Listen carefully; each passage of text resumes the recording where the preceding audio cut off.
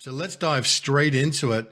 And our first speaker today is going to be a duo coming live from after midnight in Hungary. It's Alessandro Farina and Giacomo Pedranzini.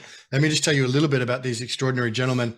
Alessandro Farina is the founder and managing director of ITL Group, one of the leading consulting accounting firms in Hungary since 1995. In 2014, Alessandro Farina was awarded by the President of the Italian Republic, Officer of the Order of Merit of the Italian Republic, for his personal contribution to the improvement and development of economic relations between Hungary and Italy. Mr. Farina comes from an Italian family with a long entrepreneurial tradition that goes back 2 centuries. So from a young age, he's learned that entrepreneurs have a moral obligation to their predecessors and to future generations for building a better world. He calls this moral obligation an ESC approach, stands for ethics, sustainability, and creativity. These are the values that are inspired the foundation of Atlas World. And we'll hear a little bit about that through Alessandro's sharing today. His colleague, Giacomo Pedranzini, is the CEO and chairman of the board of directors of Cometa 99, a Hungarian registered company in the agribusiness sector with a headcount of 1,000 employees. Pedranzini is the creator and promoter of the Honest Food movement, which proposes a rethinking of conventional agribusiness. The mission of Honest Food focuses on 3 goals: ethical food production, fair distribution of value throughout the supply chain, and environmental responsibility. Furthermore, through his innovative thinking, he is tackling preventative industry issues and fostering collaborations among stakeholders. Due to his engagement in community dialogues and efforts towards industry enhancement, he was recently recognized as the winner of the Expat CEO 2022 and of the Atlas Awards 2023. So Alessandro, Giacomo, implementation. You two are so well qualified to begin this session today. We're delighted that you're with us, staying up past midnight to be with us. Thank you for doing that, and welcome to the symposium. Thank you so much for this lovely introduction, and it's a really big honor for us to be part of this fantastic initiative with all of you. As you say, it's midnight, and we feel a little bit like a New Year's Eve. So when everything is sparkling for the new year, and somehow we are here to celebrate the awakening for a better future and what is looking forward for us. So thank you. If you allow me, I will share the screen and have a short presentation. So we have put our focus on entrepreneurship, and we're going just to have a few, let's say, words about that, because we believe that the definition of the good entrepreneur should not just be the business creator, but the entrepreneur should also be the architect of the future. So what he does is influencing in an effective way the future of our, let's say, economy, of our society. And he should also be a guardian of the planet, as we all should be, by the way. So it's a common role that we should share from this point of view. The entrepreneur is, if you allow me just kind of, let's say, comparison for that, when Michelangelo was breaking his piece of stone, and he was already able to see into the stone the statue that he wanted to create. And entrepreneurs have, or should have also, this same vision. So to build what is not existing today, but what is going to influence also our society. And entrepreneurs have also, on the other side, let's say that they should not just look for the profit or profitable activity, but they should also look for a sustainable and beneficial, basically, future for our generation. So we believe that generational empathy is not just a concept, but is a business imperative that people should take care of. As Ben mentioned at the beginning, we put our, let's say, attention on 3 core values that we feel very close to our personality, to our way of being entrepreneur and conducting our business. So the 3 basically basic principle are ethics, sustainability, and creativity. Now we use this acronym ESC also with the purpose, because we like to play with this word, because it the same name of the button that you have on the keyboard of the computer, that is to exit the status quo of what you are doing. And we mentioned the Atlas Award. The Atlas Award is one of the initiatives of the Atlas World that we gave live a few years ago.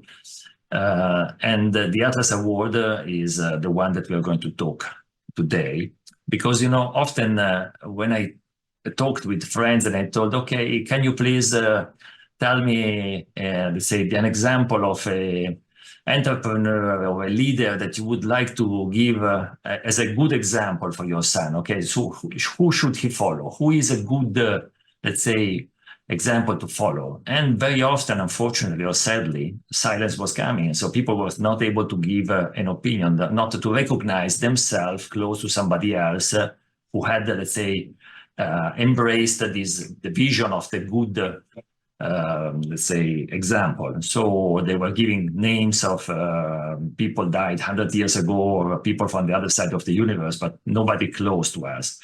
So because of that, a few years ago, we gave life to this award with the intention to reward entrepreneurs who were embracing this vision, these, let's say, these values. And so this award has become a stage on which we can show and, let's say, inspire people by choosing every year a visionary or somebody who did a strong impact for the society. Here you see the, let's say, the Atlas Award statue that is an opera created by a well-known Italian artist, Marco Veronese. And you see the photo of Lyashuk Dimitri, who was the winner in 2022, who is an entrepreneur, independent filmmaker, environmental activist, a fantastic person. You can find his movie even on Netflix already about it. And in 2023, we had the pleasure and the honor to have also Ervin Laszlo as our speaker. He was delivering a fantastic speech about the role of the entrepreneur in the modern society. So we had a really fantastic time together on that. And in 2023, as mentioned even before, Giacomo Pedranzini was the winner for the Atlas Award. After we have quite a large jury with the professors and several good team basically deciding the winners. And I think that now I will hand over my chair to Giacomo, who will enlighten you with why Giacomo and what is his story about it. Giacomo, the floor is yours. Thank you, Alessandro. Good day, everybody. I'm happy and honored to be here with you. I will talk to you about food production. There is just a good reminder from Hippocrates about the importance of food as something that can help us to stay healthy in our lives, to keep our body healthy. So I'm the son of a farmer, and from my childhood and from my youth, we were dealing with animal breeding and later on with food production. For the last 30 years, I am leading Cometa, a food processing company, especially a meat processing company operating in Hungary. As you can see, in the middle of Europe, in the heart of the Carpathian basins. This is now a nice picture about our planet, where we have to live all together. This is our common house, according to the words of Pope Francis, where we have to find a way to give a future to the humanity. So we have to feel the responsibility to take care, to respect this planet on which we live, and to transfer to the next generation, if possible, even better than the status we have got from the previous one. Food production, it is the activity that is naturally related to the human being. I would say that is the most important human activity, because without food, we cannot survive. And of course, to produce food, we have to make good use of our earth, of our planet. Food production can have a very positive impact on the planet if it is properly done, but at the same time, it can have a negative impact if it is not done in the proper way. We should consider and remember that for many, many long centuries, humanity was struggling to have enough food. Till more or less half of the previous century, we were still struggling. We were still dying because of hunger or famine.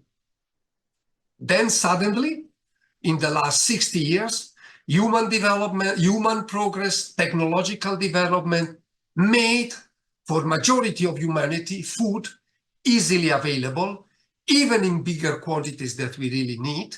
So food became a very simple commodity, a very cheap commodity.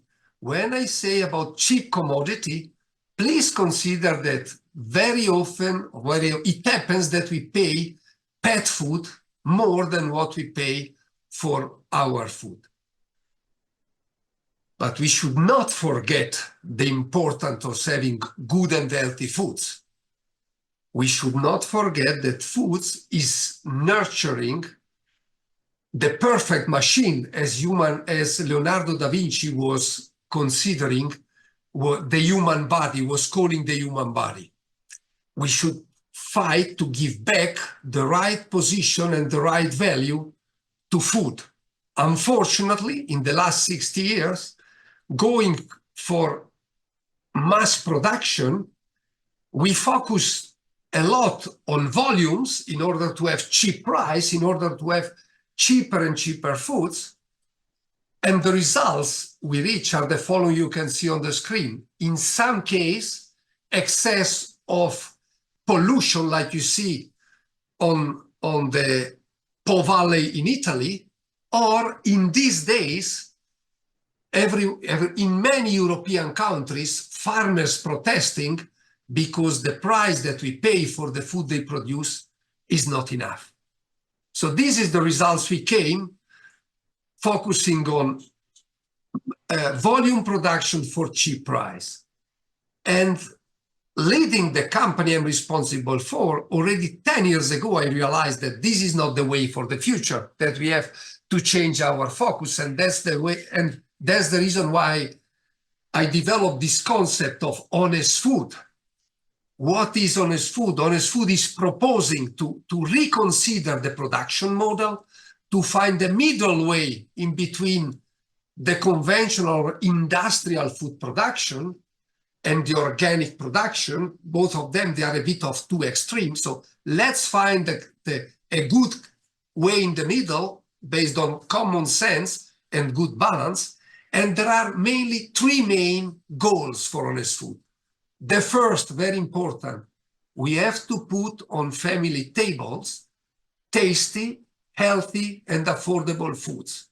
We have to enjoy when we eat, but we have also to get convinced that we are eating healthy and something that is good for our body. And last but not least, food has to be good, food has to be affordable. It cannot be a luxury only for the wealthy people. It should be, if possible, for all, or at least the big majority of the population. Second, very important, we have to fight to redistribute in a more fair way the value through the production chain. This protest we see today in Europe is because in the last 20, 30 years, especially farmers and breeders were paying the price of this very cheap food. They were not able to survive in many cases out of their activity, and many territories in the disadvantaged area were abandoned.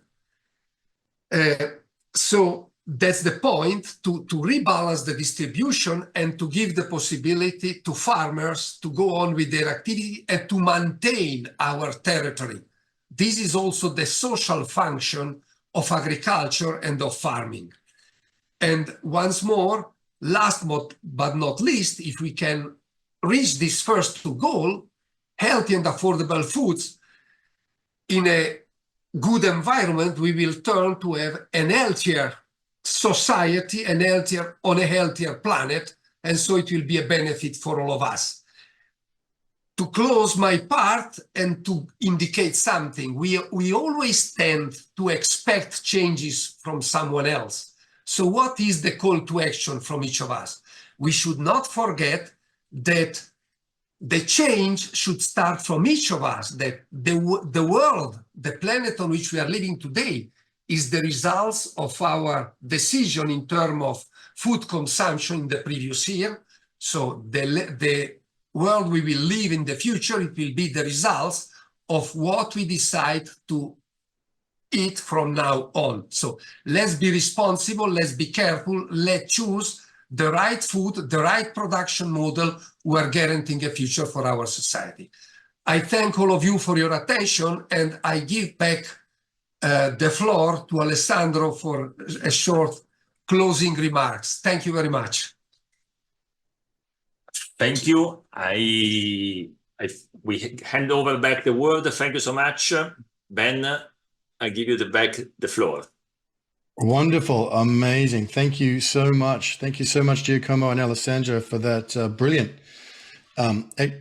presentation. We're so grateful to have you gentlemen who have really executed and implemented so much as business leaders in Hungary and Europe, and what you've done. And this issue of food security may well be, or food production, healthy food production, may be one of the most powerful issues of our time. Some of us were in Dubai in December for COP28 discussions, and this issue around food supply is a pressing one for all of humanity in every continent and every country. So thank you for bringing it to our symposium today, and for bringing the power of business and the power of entrepreneurship when it's aligned to ethics and to a higher intention of leaving a legacy and making the world a better place. As powerful as that is, really the great fire of business and entrepreneurship can be something which, like any fire, can destroy if it's a master, or it can serve greatly when it's a servant. So we appreciate you gentlemen sharing so deeply. Giacomo and Alessandro, thank you for staying up past midnight to come and share those messages with us. We very much appreciate that. Well, pleasure. Thank you. Implementation at scale is what's required. So we take lessons and learn the great optimism of what is possible when we come together and align. So